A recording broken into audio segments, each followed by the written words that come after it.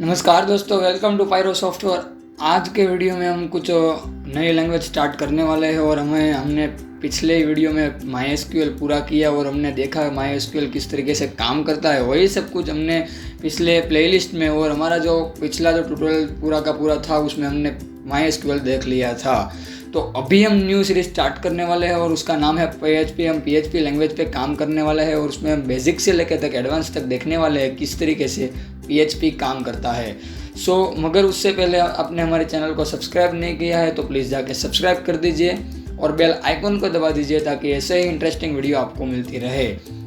अगर मैं प्लेलिस्ट की बात करूँ तो हमने काफ़ी सारे प्लेलिस्ट अवेलेबल कर दिए हुए हैं। आपको फ्री में वेबसाइट बनाना सीखना है तो वो भी हमने स्टार्ट करके पूरा भी कर दिया है और जावा को भी पूरा नहीं किया है बट उसको वो भी स्टार्ट ही है। PHP अभी हम स्टार्ट करेंगे। MySQL आप देख ही रहे हमने पूरा कर दिया था और पाइथन भी अभी शुरू ही है और C++ आपको अगर सीखना है तो वो भी आप सीख सकते हैं। फटाफट के जाके आप जल्दी से एक्सेस कर लीजिए प्लेलिस्ट को और बिना देरी किए हम PHP की तरफ जाते हैं।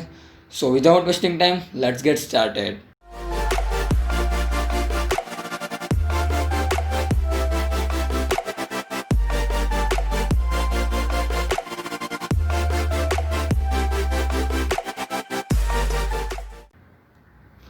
अभी हम बात करते हैं PHP के बारे में। तो पहले हम थोड़ा सा इंट्रोडक्शन देख लेना थोड़ा सा ज़रूरी होता है और मैं बहुत टाइम वेस्ट नहीं करूँगा उसके ऊपर। बट हमारा जो पहला वीडियो होगा वो इंट्रोडक्शन के ऊपर ही होगा और मैं आपको सब कुछ कहूँगा किस तरीके से PHP वर्क करता है, क्यों PHP की ज़रूरत पड़ती है हमें एक अच्छे से वेबसाइट बनाने के लिए। उसके लिए हमें थोड़ा सा इंट्रोडक्शन हमारे दिमाग में होना चाहिए कि किस तरीके से PHP काम करता है। तो अगर आपने HTML CSS जावास्क्रिप्ट सारी लैंग्वेज सीख ली तो आपको PHP सीखने में कोई दिक्कत तो नहीं आनी चाहिए, बिकॉज तभी बारी आती है PHP की और आपको बैकएंड साइड पे काम करना है तो आपको PHP की ज़रूरत पड़ेगी। अभी मैंने बोला बैकएंड साइड, आप बैकएंड साइड की मैं बात करूँ दो साइड होती है, एक क्लाइंट साइड एक सर्वर साइड। PHP एक स्क्रिप्टिंग लैंग्वेज है। अगर आपको नहीं पता है तो मैं आपको कह दूँ कि PHP एक स्क्रिप्टिंग लैंग्वेज है। वो आप सर्वर साइड ही कर सकते हैं। उसका कोड जो पूरा होता है आप यहाँ पे देख सकते हैं, उसका जो पूरा का पूरा कोड वो सर्वर पे ही एग्जीक्यूट होता है। अभी मैं इतना ज़्यादा डेप्थ में नहीं कहता हूँ, बट अगर आप PHP को देखें तो PHP का फुल फॉर्म होता है हाइपरटेक्स्ट प्री प्रोसेसर और वो स्क्रिप्टिंग लैंग्वेज के लिए यूज़ होती है। और अभी मैं बात कर दूँ तो अभी वेब डेवलपमेंट में यूज़ होने लगी है और होती है PHP, बट कई सारे फ्रेमवर्क भी आ गए हैं वो भी यूज़ होते हैं। बट PHP के ही वो फ्रेमवर्क एक तरीके से काम करते हैं और यूज़ होते हैं। PHP स्क्रिप्टिंग साइड स्क्रिप्ट का लिख सकते हैं PHP की मदद से और फ्री में ओपन सोर्स लैंग्वेज है। और PHP की कोई भी फाइल आपको अगर सेव करनी है तो आप .php को लगाकर आप सेव कर सकते हैं।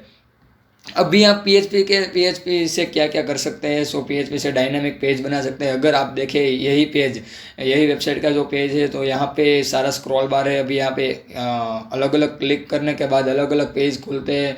आपको बैकएंड में थोड़ा सा उसका डेटा भी पड़ा होगा, बैकएंड में डेटा सेव भी हुआ होगा। लॉगिन सिस्टम होती है तो उसमें आप अगर देखें तो आपको यूज़र नेम और पासवर्ड डाल के लॉगिन करना पड़ेगा।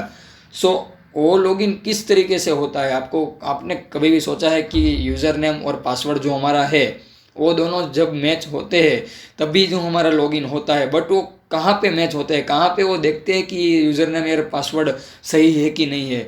वही सारा काम हमारा PHP करता है। वो देखने का काम ही थोड़ी सी सिक्योरिटी प्रोवाइड करता है और थोड़ा सा बैकएंड में भी देखता है कि हमारा जो यूज़र आया है हमारी वेबसाइट पे वो उसने विजिट किया है वो सही से आया है या कुछ गलत काम कर रहा है। वही सारा काम PHP करता है। उसमें हम कर्ड ऑपरेशन पूरा का पूरा देख सकते हैं। फिर हम कई सारे डेटा को कलेक्ट कर सकते हैं, जैसे कि user name password Gmail address phone number सारे के सारे डेटा हम कलेक्ट कर सकते हैं यूज़र के पास से। आप अगर देखें कोई भी वेबसाइट पे जाके तो आपको अगर कोई फीडबैक वाला होगा या फॉर्म सबमिट कराना होगा उसी फॉर्म में आपके पास से जो भी डिटेल लेते हैं वो डेटाबेस में जाके ही वही डेटाबेस में जाके सेव होगी। तो उसको पता कैसे चला कि हमें इसी डेटाबेस में इसी रो में हमारा सेव करना है हमारा डेटा। उसके लिए हमें PHP को यूज़ करना पड़ता है। अगर हमने MySQL की बात की थी तो हमने MySQL में देखा था पूरा का पूरा डेटा SQL में सेव करते हैं हम एक टेबल के फॉर्म में।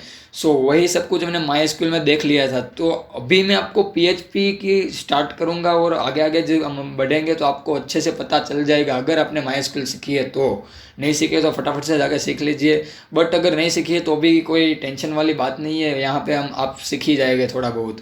सो MySQL अगर आपने सीखी है तो आपको पता चल जाएगा कि किस तरीके से हम उसका उपयोग यहाँ पे करते हैं और किस तरीके से हम क्वेरी को फायर करते हैं हमारे PHP के अंदर। सो अभी हम PHP की मदद से कई सारे कुछ भी कर सकते हैं। अगर आप मान लो तो बैकएंड साइड पे आप कुछ भी PHP की मदद से कर सकते हैं। सो आप PHP को वेरिएंट फॉर्म में भी चला सकते हैं, विंडोज़ मैक कोई भी लिनक्स विनक्स कोई भी सिस्टम में आप चला सकते हैं। सो अभी इतना ही था PHP। अभी हम बात करें PHP को क्यों ब्राउज़र पे नहीं हम डायरेक्टली रन कर सकते हैं। अगर कोई भी फाइल आप डबल क्लिक कर दीजिए, अगर आपने अभी मैंने बनाई हुई तो नहीं है बट फटाफट से बना के आपको दिखाता हूँ। तो यही index.php है। अगर मैं उसको सेव करूँ, सेव एज करके आपको ब्राउज़र पे सेव करके यहाँ पे डेस्कटॉप पे सेव करके दिखाऊँ, तो अभी मैं यहाँ पे .php वाली फाइल है, यहाँ पे मैं ब्राउज़र पे अगर एक्सेस करवाऊँ ब्राउज़र पे, इसकी लिंक भी यहाँ पे होगी। सो कोई बात नहीं, अभी मैं यहाँ पे नहीं दिखाता हूँ, यहाँ पे डायरेक्ट ही आपको बता देता हूँ। अगर कोई भी पेज है, मान लो कि हमने .html वाला पेज बनाया हुआ है, हम यहाँ पे PHP को निकाल के रीनेम करके HTML कर देते हैं, HTML, और ये वेब पेज बन गया। अगर आपको पता होगा वेब डेवलपमेंट में आपको थोड़ा सा भी ख्याल होगा तो वेब पेज index.html होते हैं और HTML के फॉर्म में होते हैं, और इंडेक्स हमारा जो होम पेज होता है वही होता है। सो यहाँ पे अगर मैं क्लिक करूँ तो आप देख सकते हैं हमने ऐसा कुछ बनाया हुआ है। index.php डायरेक्टली ब्राउज़र पे रन हो गया है, कोई भी हमें एरर कोई भी दिक्कत नहीं आ रही है। बट अभी क्या होता है, अभी हमने PHP एक्सटेंशन लगा दिया। अगर हमने अभी देखा कि PHP की फाइल को हम PHP एक्सटेंशन लगाएंगे। सो हमने PHP एक्सटेंशन दिया और अभी हम इसको ब्राउज़र पे रन करेंगे तो इम्पॉसिबल है, हम उसको ब्राउज़र पे रन नहीं कर सकते।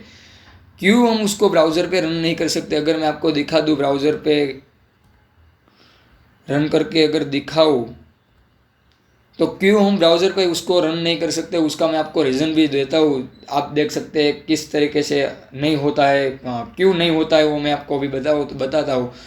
सो ब्राउज़र पे इसलिए रन नहीं कर सकते क्योंकि ये मैंने पहले ही बता दिया था कि ये सर्वर साइड लैंग्वेज है। अभी हमारी जो ह्यूमन लैंग्वेज है उसे हमें कोई बाइट कोड में या कुछ भी मशीन लैंग्वेज में कन्वर्ट तो करना पड़ेगा। उसके लिए आप अगर जावा कोई भी लैंग्वेज पकड़े तो उसी लैंग्वेज में उसका जो इंटरप्रेटर होता है वो उसी के अंदर ही होता है। बट PHP में क्या है, PHP तो वेब डेवलपमेंट के लिए यूज़ होती है और ओपन सोर्स लैंग्वेज है। सो उसका इंटरप्रिटेशन एक सर्वर पे होता है। अगर आप क्लाइंट सर्वर मॉडल देखें तो किस तरीके से वर्क करता है।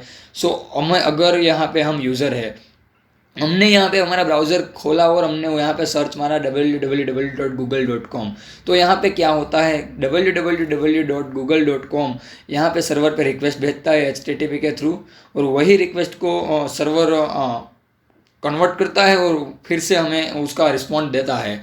सो यही तरीके से क्लाइंट सर्वर मॉडल काम करता है। बट हमारा जो PHP है वो यहाँ पे होता है सर्वर के अंदर, और उसका सारा का सारा जो कोड है वो यहाँ पे एग्जीक्यूट होता है सर्वर के अंदर, और सर्वर के अंदर ही उसका इंटरप्रिटेशन होता है। उसका कोई बाहर से सॉफ्टवेयर नहीं है कि यहाँ पे हम उसी प्लेटफॉर्म पे उसको इंटरप्रेट करके उसका आउटपुट देख सकें।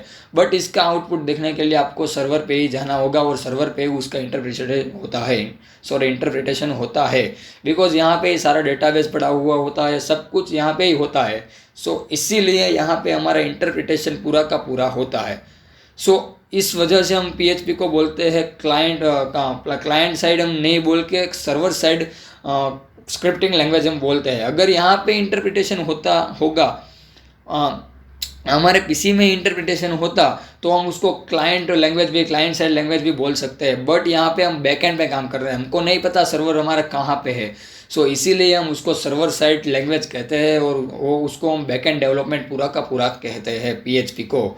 सो यही था PHP का पूरा फंडा, किस तरीके से PHP काम करता है। सो हमने यहाँ पे देखा कि पीएचपी सर्वर साइड पे काम करती है। सो अभी हमें कैसे पता कि हमारा सर्वर कहाँ पे है और हम किस तरीके से हम उसको रन करें पीएचपी को हमारे सर्वर के अंदर।